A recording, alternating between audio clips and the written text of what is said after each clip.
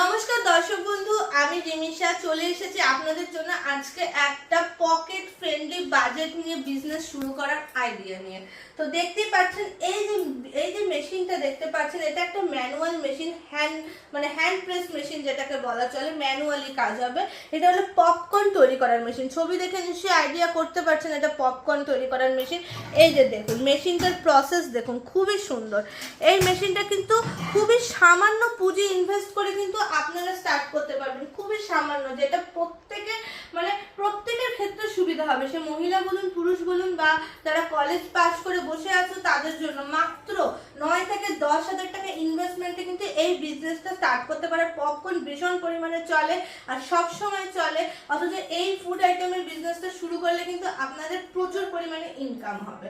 তো মাত্র 9 থেকে 10,000 টাকার মতন ইনভেস্ট করে আপনি এই মেশিনটা কিনে বিজনেসটা স্টার্ট করে দিতে পারেন।